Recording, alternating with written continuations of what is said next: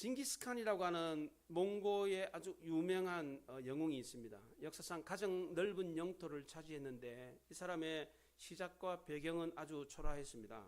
처음 출발은 다른 나라를 정복할 여건이 아니었습니다.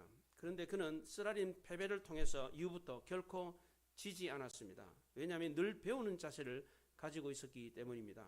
이 한 가지가 그의 모든 약점을 다 보완해 주었습니다. 그는 전쟁을 할 때마다 상대방의 무기와 전술과 전략을 배워가지고 다음 전쟁에 꼭 써먹었습니다. 그래서 그는 일생 동안 성장하는 지도자였고 늘 승리하는 지도자가 될 수 있었습니다. 이런 자세는 우리가 배워야 될 부분입니다. 성도가 하나님께 쓰임받을 수 있는 아주 중요한 요소이기도 합니다. 일평생 동안 끊임없이 배우려고 하고 하나님의 은혜와 복을 받으려고 하는 자세는 우리 인생을 승리하는 비결입니다. 똑같은 시간에 똑같은 장소에서 똑같은 예배를 드리면서 은혜를 받는 성도가 있는가 하면 그렇지 못한 성도가 있습니다. 강단에서 들려주시는 하나님의 말씀을 축복의 말씀으로 받는 사람이 있는가 하면 그렇지 못한 사람이 있습니다. 과거의 잘못을 통해서 배우는 사람이 있는가 하면 배우지 못하는 사람이 있습니다. 그럼 어떤 사람이 승리자입니까? 실패했다고 할지라도 계속해서 배우려고 하는 사람입니다. 하나님의 은혜와 복을 받으려고 노력하는 사람입니다. 이스라엘은 요단강을 건넌 후에 첫 번째 성인 여리고성 전투에서 하나님의 기적을 맛보며 대승을 거두었습니다. 성을 13바퀴 돌았더니 성이 그냥 와르르 무너졌습니다. 이 승리의 여세를 몰아서 두 번째 아이성 전투를 감행했는데 참패를 하고 말았습니다. 하나님께 묻지도 않고 무턱대고 아이성을 공격했다가 36명이 죽고 도망쳐 왔습니다. 아이성은 여리고성에 비하면 작은 성이니까 뭐 수고롭게 60만 대군이 다 갈 필요 없습니다. 한 3,000명만 가면 얼마든지 그 성을 정복할 수 있습니다. 올라갔다가 완전히 패하고 도망쳐 왔습니다. 쉽게 생각하고 전투를 벌였는데 참패를 겪었습니다. 이스라엘 백성들은 이 전쟁에서 패한 뒤에 마음이 물처럼 녹아버렸습니다. 이스라엘 백성들이 요단강을 건넜을 때 가나안 사람들이 이스라엘을 보고 마음이 물처럼 녹았어요. 그런데 이제는 아이성 전투에서 패하고 난 뒤에 전세가 역전이 돼버렸습니다. 이스라엘 백성들의 마음이 물처럼 녹아버렸습니다.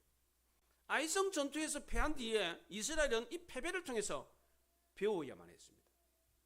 왜 전쟁에 졌는가? 어떻게 하면 전쟁에 이길 수 있는가? 전쟁의 승패를 가르는 요소가 무엇이었는가를 배워야만 했습니다. 이것을 배우지 못하면 단 한 발짝도 앞으로 전진할 수가 없었습니다. 이스라엘은 아이성 1차 공격 때는 하나님께 묻지도 않고 무턱대고 공격했다가 패하고 말았습니다. 그러나 2차 공격 때는 하나님께 묻고 하나님의 지시대로 전쟁을 감행해서 승리를 거두었습니다. 전쟁의 승패를 갈랐던 기준이 뭡니까? 첫째는 순종이었습니다. 여리고성 점령 전에 하나님이 이스라엘 백성들에게 전쟁을 하거들라 그 전쟁의 물품은 손대지 마라 이렇게 명령을 했습니다. 그런데 아간이 이 명령에 불순종했습니다.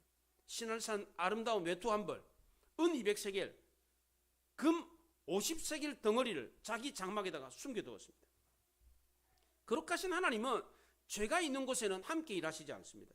이스라엘 이런 것도 모르고 무턱대고 전쟁을 감행했다가 아이성 전투에서 참패를 하고 말았습니다. 두 번째로 전쟁의 승패를 갈라놓았던 기준은 하나님을 의지하느냐라는 것이었습니다. 하나님께 묻고 하나님의 지시를 받느냐라는 것이 전쟁의 승패를 좌우했습니다. 우리가 교회를 건축하는데 하나님께 기도하고 교회를 건축해야만 했습니다. 하나님께 물어야 됐어요. 상가 임대차 계약을 하는 것도 마찬가지였습니다.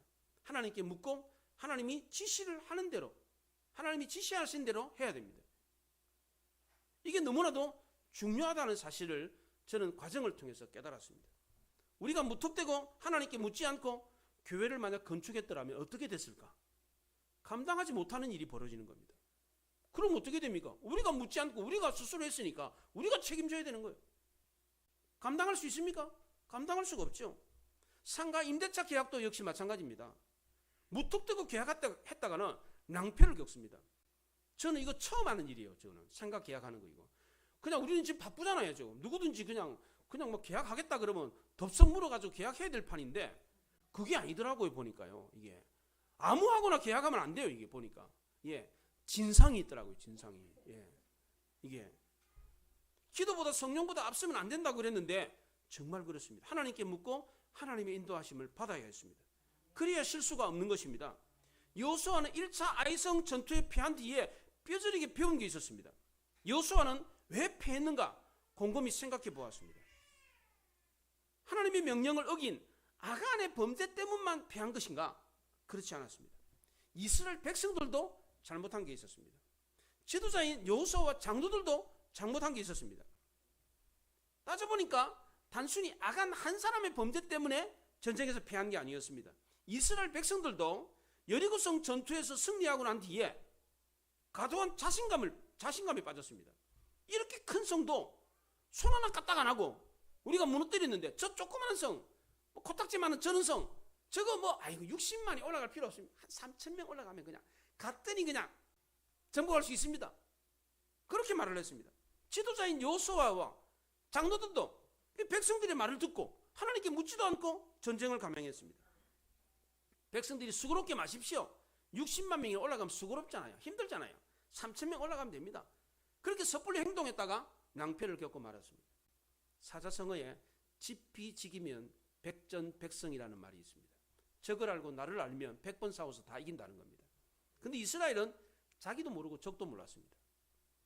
이스라엘은 하나님 앞에서 죄인이라는 사실을 알지 못했습니다. 하나님이 은혜 베풀지 않으면 아무것도 할 수 없다는 사실을 몰랐습니다. 여리고성을 무너뜨린 것도 자기네들이 잘나서 자기네들이 힘이 있어서 자기네들이 군사가 많아서 이긴 게 아니었습니다.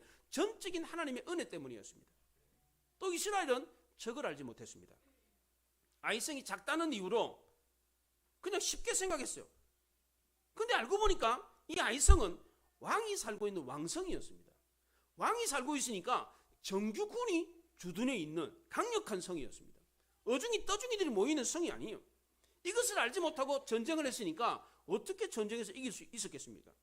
철저하게 하나님이 지시한 대로 해야만 된다는 사실을 여호수아는 뒤늦게 배웠습니다. 그래서 2차 아이성 전투 때는 하나님이 지시하시는 대로 철저하게 준비를 했습니다. 하나님이 아이성에 올라가라 라고 명령을 했습니다. 그리고 전략을 가르쳐 주었습니다. 어떻게 전쟁을 할지. 먼저 아이성 뒤에 복병을 매복하라 라고 명령을 했습니다. 여호수아가 3만 명의 용사를 밤에 보내가지고 아이성 뒤에다가 매복을 시켰습니다. 그리고 그 다음날 여호수아가 또 5천 명을 베델과 아이 사이의 서쪽에 또 5천 명을 매복을 시켰습니다. 본진을 이끌고 있는 여호수아가 전쟁하는 당일날 아이성을 공격했다가 패하고 도망가는 채 하면서 적들을 유인해냈습니다. 성 밖으로 유인해냈어요. 이때 성 뒤에 있던 성 옆에 있던 복병들이 매복했던 병사들이 나와가지고 아이성을 공격해가지고 점령을 했습니다. 점령하고 보니까 이 아이성에는 남녀가 1만 2천 명이나 살고 있었습니다. 성 안에 사람이 1만 2천 명이 살았다는 것 대단히 큰 성입니다. 규모는 작았지만 사람이 엄청나게 많은 큰 성이었습니다. 이렇게 하나님 말씀대로 순종했을 때 전쟁에서 승리하는 걸 보면서 여호수아는 다시금 하나님 말씀을 더 많이 어쩌야 되겠다. 하나님 말씀대로 했더니 정말 이기는구나 라는 사실을 뼈저리게 느꼈습니다. 그래서 과거에 하나님이 모세에게 명령하셨던 그 명령을 떠올려 보았습니다. 하나님이 모세에게 이스라엘이 요단강을 건너가거들랑 세겜에서 축복과 저주를 선포하라 그렇게 말씀하셨습니다. 신명기 11장에 보면 그리심산에서 축복을 선포하고 에발산에서 저주를 선포하라 그렇게 말을 했습니다. 모세는 이것을 한 번만 말하는 것이 아니라 신명기 27장에서 또 한 번 말했습니다.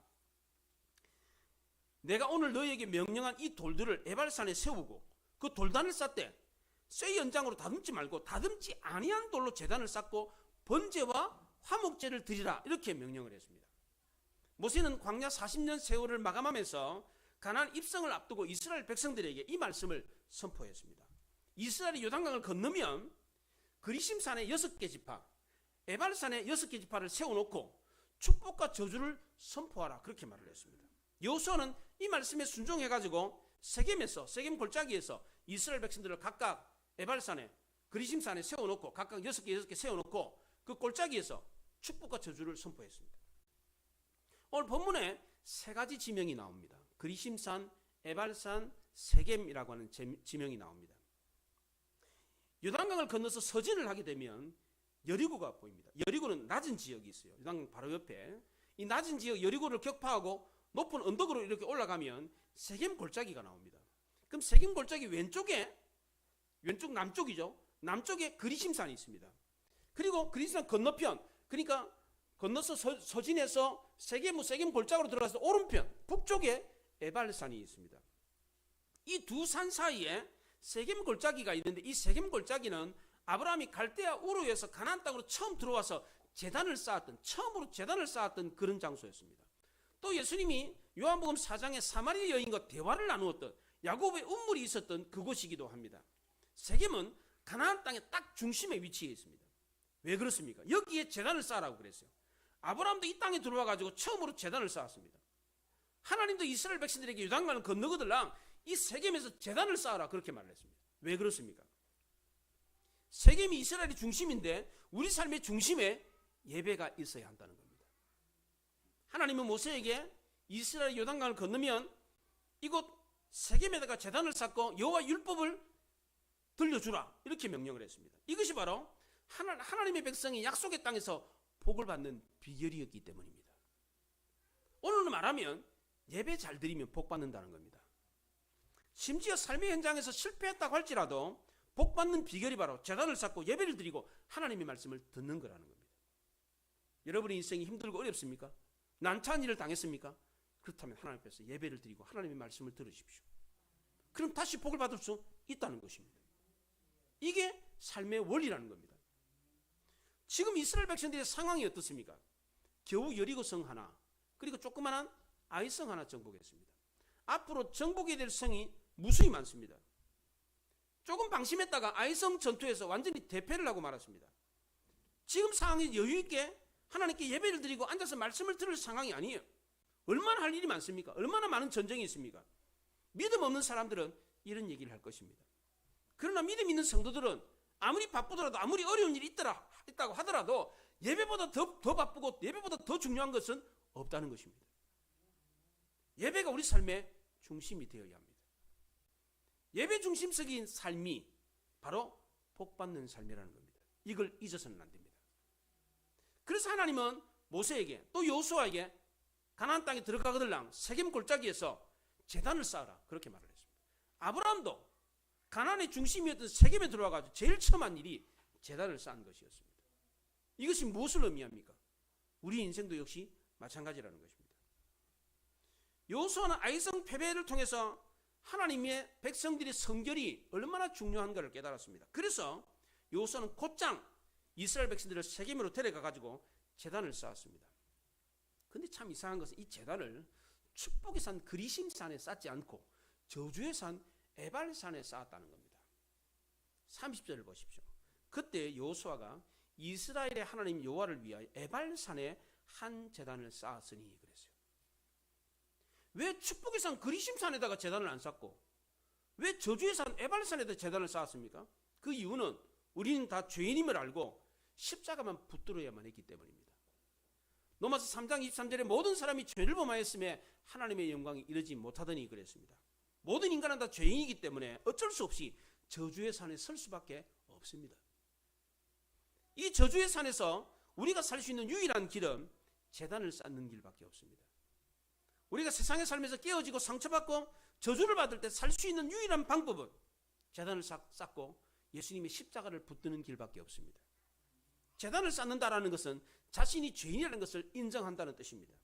구약시대 이스라엘 백성들이 제사를 드렸던 이유가 무엇입니까? 어린 양의 피로 제사를 드리면 죄사함을 받을 수가 있었기 때문입니다. 저주의 산인 에발산에서 제단을 쌓아라 라고 했던 것은 구약시대에 선포된 십자가의 원리를 따르라 라는 뜻이었습니다. 저주의 산 에발산은 죄로 가득 찬 세상을 상징하는 것이었습니다. 그 제단에 드려졌던 피 흘리는 어린 양은 세상 죄를 대속하기 위해서 우리 죄를 대신해서 십자가에 못 박혀 죽은 예수 그리스도를 상징하는 것이었습니다. 우리는 모두 다 범죄에서 저주받아서 이 축복의 산 그리심산이 아니라 저주의 산 에발산에 서 있을 수밖에 없는 자들입니다. 이런 우리를 대신해서 어린 양 대신 예수 그리스도께서 우리 죄를 대신 담당해서 피 흘려서 못 박혀 죽으셨습니다. 왜냐하면 죄를 사하기 위해서는 반드시 피가 필요했기 때문입니다. 히브리서 9장에 피 흘림이 없이는 죄사함이 없다고 그랬습니다. 구약시대에는 5가지의 제사가 나옵니다. 번제, 소제, 화목제, 속죄제, 속건제 5개의 제사가 나와요. 이 제사 중에 유일하게 피 흘림이 없는 제사가 있습니다. 소제입니다. 곡식을 드리는 제사입니다. 그런데 이 소제는 피를 흘리는 제사가 없기 때문에 혼자 드릴 수가 없어요. 소제 하나만 드릴 수가 없습니다. 다른 제사와 더불어 함께 제사를 드려야 됩니다. 왜?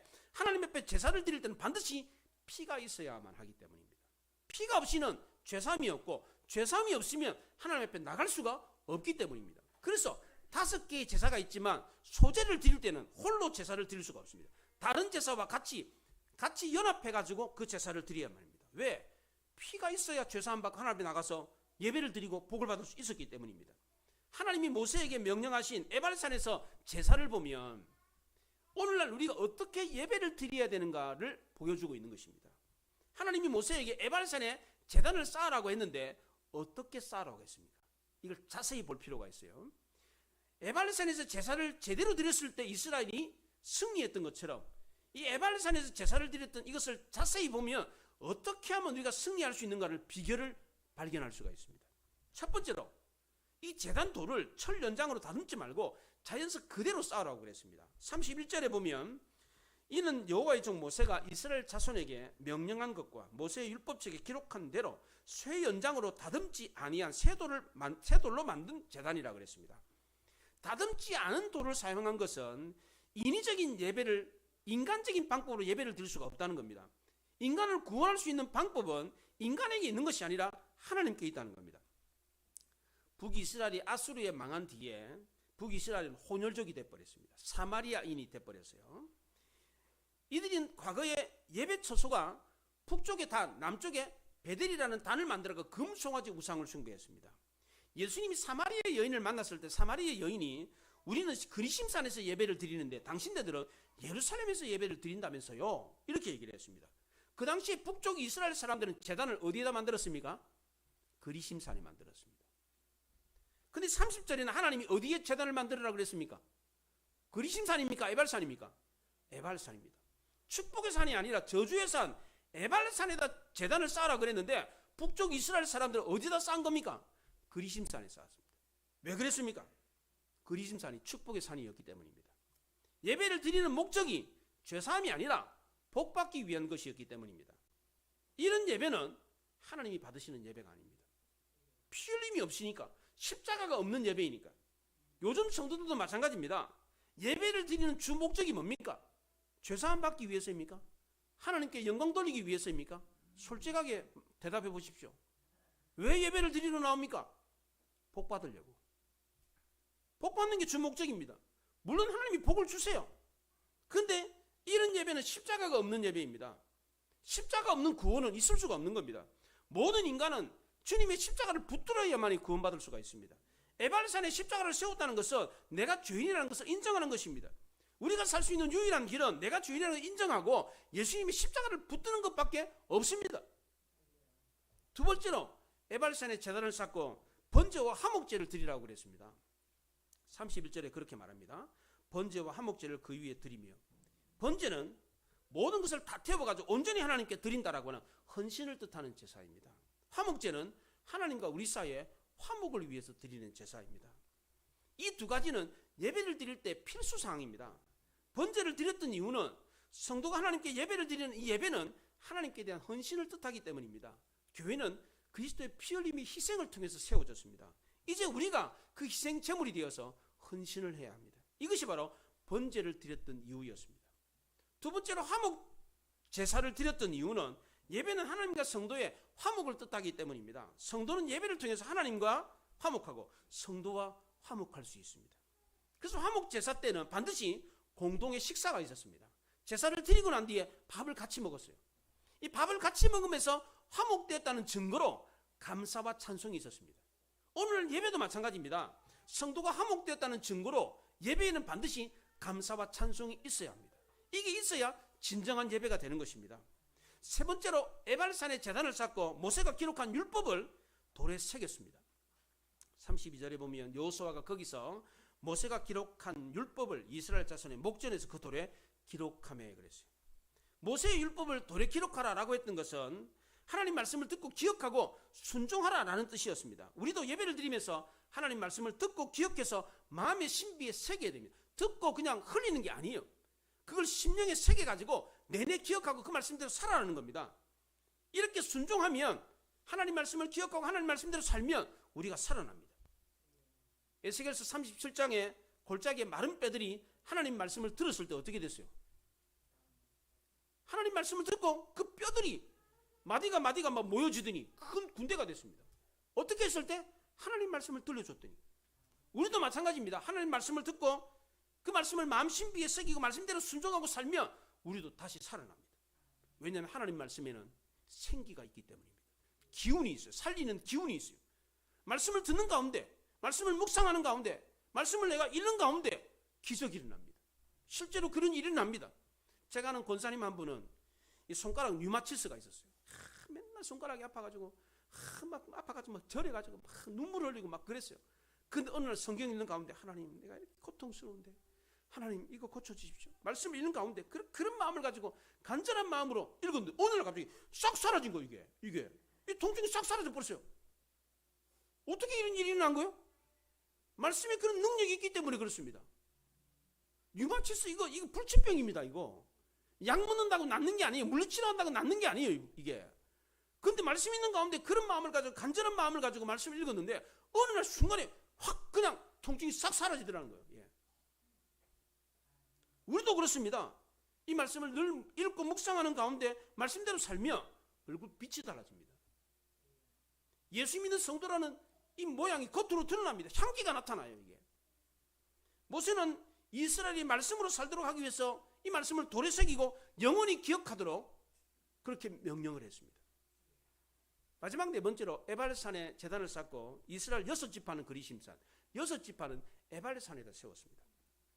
33절에 보십시오. 상반절에 온 이스라엘과 장로들과 관리들과 재판장들과 본토인뿐만 아니라 이방인까지 여호와의 언약궤를 맨 레위 사람 제사장들 앞에서 교회 좌우에 서되 절반은 그리심산 앞에, 절반은 에발산 앞에 섰으니 그랬어요. 온 이스라엘 장로, 관리, 재판장, 본토인, 이방인 한 사람도 예외 없이 모든 사람들이 다 좌우로 섰습니다. 하나님 말씀을 들을 때는 두 가지 반응밖에 없습니다. 하나님 말씀이 축복의 말씀으로 들리든지 아니면 저주의 말씀으로 들리든지 두 가지 반응밖에 없습니다. 하나님 말씀을 듣고 은혜를 받든지 은혜를 못 받든지 둘 중에 하나입니다. 하나님 말씀을 듣는다고 해서 다 모든 사람들이 다 은혜를 받는 게 아니에요. 하나님 말씀에는 축복의 말씀이 있는가 하면 저주의 말씀도 있습니다. 예를 들면 십계명을 한번 생각해 보십시오. 제4계명에 안식일을 기억하여 거룩히 지키라. 그리하면 여호와께서 복을 주시리라 그랬습니다. 근데 제2계명에는 우상 숭배하지 마라. 나는 질투하는 하나님이니 아버지로부터 아들에게까지 3세대까지 그 죄를 갚으리라. 그렇게 말을 했습니다. 내가 천대까지 은혜를 베풀리라. 그러면 그리심산에 서 있는 6개 지파가 아멘 하고 받았습니다. 우상 숭배하지 마라. 우상 숭배하면 3세대까지 내가 보응하겠다. 그럼 에발산에 있는 6개 지파가 우리는 절대로 우상 숭배하지 않겠습니다. 아멘, 아멘. 이렇게 화답을 했습니다. 어찌 보면 당연한 거 아닙니까? 그런데 이런 이상한 의식을 왜 한 겁니까? 여기 중요한 예배와 신앙에 대한 교훈이 있기 때문입니다. 우리 교회도 이런 형태가 그대로 남아 있습니다. 강단에서 선포된 하나님의 말씀을 들을 때 어떤 성도들은 그리심산에서 6개 지파와 같이 말씀을, 축복의 말씀을 듣고 아멘, 아멘 하면서 받는 사람이 있습니다. 이 사람은 나도 모르게 그렇게 아멘, 아멘 하고 받았는데 내 삶에 복이 넘치는 것을 경험하게 됩니다. 반면에 어떤 사람은 강단에서 선포되는 하나님 말씀을 들을 때 저주 안 받으려고 체면과 외식으로 아멘, 아멘 하는 사람이 있습니다. 이런 사람은 시간이 갈수록 자기 삶이 메말라 버립니다. 왜 하나님 말씀이 축복의 말씀으로 들리지 않습니까? 왜 저주의 말씀을 들을 때 체면과 외식으로 아멘, 아멘 그렇게 합니까? 심령이 굳어져 버렸기 때문입니다. 심령이 강팍해가지고 우상을 섬기면 망한다. 그래도 설마 목사님들 늘 그렇게 하는 말씀이지 이렇게 생각하는 사람이 있습니다. 에서가 그랬습니다. 에서가 하나님의 축복의 말씀을 설마 내가 이거 뭐 팥죽 한 그릇에 뭐 내 동생 뭐 야곱에게 판다고 해서 내가 뭐 장자권이 내가 박탈되겠어? 이렇게 가볍게 생각했다가 어떻게 됐습니까? 정말 불행한 자가 되고 말았습니다. 소돔성의 노세 사이들도 마찬가지입니다. 장인의 말을 농담으로 들었습니다. 결국 어떻게 됐습니까? 소돔성과 함께 망하고 말았습니다. 이런 일이 오늘 교회도 똑같이 일어나고 있습니다. 물질 때문에 하나님 말씀이 축복의 말씀으로 들리지 않는 사람이 있습니다. 세상 욕심 때문에 하나님 말씀이 막혀버린 사람이 있습니다. 편견과 고집 때문에 하나님 말씀이 튕겨나가는 사람이 있어요. 아무리 말을 전해도 듣지 않는 사람이 있습니다. 이거 심각하게 받아들여야 됩니다. 하나님은 항상 우리에게 저주가 아니라 복을 주고 싶어 하십니다. 그 증거가 33절 하반절에 나옵니다. 이는 전에 여호와의 종 모세가 이스라엘 백성에게 축복하라고 명령한 대로 함이라. 하나님은 모든 이스라엘 백성들에게 축복해 주기를 원했어요. 반은 저주의 산 에발산, 반은 축복의 산 그리심산에 세워놨지만 뭘 선포했습니까? 축복을 선포했습니다. 축복을. 이 축복의 대상이 누굽니까? 모든 사람입니다. 단 한 사람도 예외가 없습니다. 33절 상반절에 보면 온 이스라엘 장로들, 관리들, 재판장들, 본토인, 이방인까지 출애굽한 모든 사람이 다 축복의 대상이었습니다. 이방인들도 본토인들과 다를 바 없이 동일한 축복을 받을 수 있는 권리가 있었습니다. 사도 바울도 골로새서 3장에서 헬라인이나 유대인이나 할레파나 무할레파나 야만이나 수고다인이나 종이나 자유자나 차별이 없느니라 그랬습니다. 근데 왜 누구는 저주받고 누구는 축복을 받습니까? 똑같은 하나님 말씀인데, 복 받으라고 전해주는 하나님의 말씀인데 왜 누구는 축복을 받고 왜 누구는 저주를 받습니까? 하나님이 이스라엘을 그리심산과 에발산에 각각 6개씩 세운 이유가 뭡니까? 그리심산과 에발산은 200m 이 골짜기, 이 세겜 골짜기를 두고 마주보고 있습니다. 산이, 두 산이. 그리심산은 해발 855m고 에발산은 920m입니다. 높이가 비슷해요. 그리심산은 나무가 울창하고 햇빛이 듭니다. 근데 에발산은 햇빛이 안 들어가지고 민둥산이에요. 왜냐하면 그리심산은 남쪽에 있어가지고 일조량이 많아요. 그래가지고 늘 언제나 나무가 무성해요. 근데 에발산은 이 그리심산에 가려가지고 그리심산과 에발산 사이가 200m밖에 안 떨어져 있어요. 이게 사이가. 그러니까 남쪽에 있는 그리심산에 가려가지고 에발산은 그림자가 져 있으니까 민둥산이 돼버렸습니다. 주석가 카일 델리치는 하나님은 자연을 통해서도 우리에게 교훈하신다, 그렇게 말을 했습니다. 그리심산이 축복의 산이 된 이유는 하나님의 은혜를 바라보고 있었기 때문입니다. 에발산이 저주의 산이 되어버린 이유는 하나님의 은혜를 등지고 서 있었기 때문입니다. 그렇다면 우리는 어떻게 하면 복을 받을 수 있습니까? 복 받는 비결이 뭡니까? 하나님이 우리에게 축복하신다고 했는데, 복을 주신다고 했는데, 이 복을 받는 비결이 뭡니까? 첫째는 그리심산처럼 하나님의 은혜를 바라보는 것입니다. 하나님의 은혜를 사모하는 사람이 복을 받습니다. 오늘도 예배 시간에 들려주신 하나님 말씀을 통해 은혜를 받겠다, 사모하는 마음으로 말씀을 들을 때 하나님의 은혜와 복을 체험할 수 있습니다. 그런데 하나님의 은혜를 듣고서도 아무리 하나님이 복을 주려고 해도 복을 못 받는 사람이 있어요. 하나님은 지금 복을 주고 싶어서 안달이야. 축복해라, 축복해라, 그렇게 말을 했어요. 모든 사람에게, 대상이 모든 사람이에요. 다 하나님이 복을 주기를 원했습니다. 지금도 마찬가지입니다. 예배를 드리는 모든 성도들에게 하나님은 복을 주기를 원하십니다. 그럼 어떤 성도가 복을 받습니까? 하나님의 은혜를 바라보는 사람, 하나님의 은혜를 사모하는 사람입니다. 두 번째로 복을 받는 비결은 하나님의 말씀을 다 준행하는 사람입니다. 여호수아는 1차 아이성 전투에서 패한 뒤에 쓰라린 경험을 했습니다. 그래서 배운 게 있어요. 어떤 일이 있어도 하나님 말씀대로 행해야 되겠다. 어떤 일이 있어도 예배는 빼먹지 말아야 되겠다. 이걸 절실하게 느꼈습니다. 제가 변영문 집사님 얘기를 듣고 제가 지금도 생생하게 기억이 나는데, 변영문 집사님이 한 번은 주일날 자동차를 타고 전 가족이 다 주일날 예배 안 드리고 놀러를 갔대요. 그리고 사고가 나가지고 낭떠러지로 떨어졌는데 상당히 그 낭떠러지가 높았답니다. 차를 폐차를 시켰대요. 근데 차가 낭떠러지 바닥에 떨어지는 순간에 나무 두 개가 이렇게 팔로 이렇게 차를 받치듯이 이렇게 휘어지면서 차를 이렇게 싹 받쳤대요. 그래가지고 겨우 생명 건진 겁니다. 근데 사고 딱 일어나니까 고성이가 아빠 주일날 예배 안 드리고 놀러 가니까 이렇게 사고가 나잖아요, 이 얘기를 딱 했다는 거예요. 이게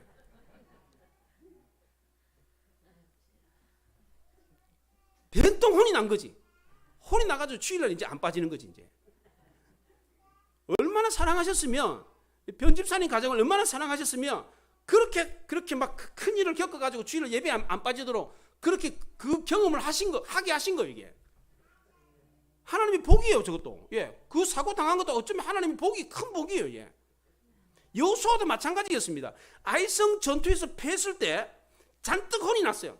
그 절대로 이런 실수를 다시 범하지 말아야 되겠다. 그래서 34절과 35절에 말을 보시오. 뭐라고 말하는가? 한번 다 같이 한번 읽어봅시다. 34, 35절 여호수아가 어떻게 말하는가? 그 후에 다 같이 시작. 그 후에 여호수아가 율법책에 기록된 모든 것대로 축복과 저주하는 율법의 모든 말씀을 낭독하였으니 모세가 명령한 것은 여호수아가 이스라엘 온 회중과 여자들과 아이와 그들 중에 동행하는 거류민들 앞에서 낭독하지 아니한 말이 하나도 없었더라. 하나님이 모세를 통해서 들려줬던 모든 말씀 하나도 빠짐없이 이스라엘 백성 다 알려줬어요. 왜? 하나님 말씀을 다 지켜야 되니까. 철저하게 지켜야 패하지 않으니까. 이걸 절실하게 깨닫는 거예요. 혼이 난 거예요. 이게 다시는 이런 실수를 범하지 말아야 되겠다. 그래서 하나님 말씀을 철저하게 지키도록 하기 위해서 하나님이 모세에게 전했던 그 말씀을 그대로 모든 말씀을 토시 하나 안 빠뜨리고 다 전해줬다는 겁니다. 정말 이렇게 했을 때 어떻게 됐습니까? 아이성 전투 이후에 이스라엘은 단 한 번도 패하지 않았습니다. 얼마나 놀라운 일입니까? 우리도 마찬가지입니다. 철저히 하나님 말씀대로 순종하면 실수 없는 승리하는 삶을 계속해서 살 수가 있습니다. 믿으시기 바랍니다. 하나님 말씀은 우리 모두에게 동일하게 선포되고 있습니다. 어떻게 반응하느냐에 따라서 이 말씀이 축복이 되기도 하고 저주가 되기도 합니다. 우리는 하나님 말씀을 어떻게 받아야 우리가 살고 생명을 얻을 수 있습니까? 사모하는 마음으로, 두렵고 떨리는 마음으로 하나님 말씀을 받아야 합니다. 인간적인 방법이 아니라 하나님의 방법대로 예배를 드려야 됩니다. 내가 죄인이라는 사실을 인정하고 나는 축복의 산, 그리심산이 아니라 저주의 산, 에발산에 설 수밖에 없다라는 것을 인정하고 거기서 제단을 쌓고 주님의 십자가만 붙들어야 됩니다. 우리도 모든 것을 다 드리는 번제처럼 하나님께 헌신된 마음으로 예배를 드려야 됩니다. 늘 주님의 은혜를 사모하는 마음으로 늘 감사하고 찬송하며 예배를 드려야 됩니다. 하나님 말씀을 들을 때에 그 말씀을 마음 신비에 새겨가지고 그 말씀을 듣고 기억하고 순종하며 살아야 됩니다. 이렇게 살면 우리도 에스골 골짜기에 마른 뼈들처럼 다시 사는 역사가 일어납니다. 이렇게 하나님 말씀 듣고 예배를 드리면 복을 받을 수밖에 없습니다. 왜? 하나님 이렇게 하면 복을 주겠다고 약속했기 때문입니다. 우리 모두 이 자리에 계신 모든 분들이 이 말씀을 아멘으로 받음으로 하나님이 주신 놀라운 복을 받아 누리는 우리 모두가 될 수 있기를 바랍니다. 기도하겠습니다. 말씀을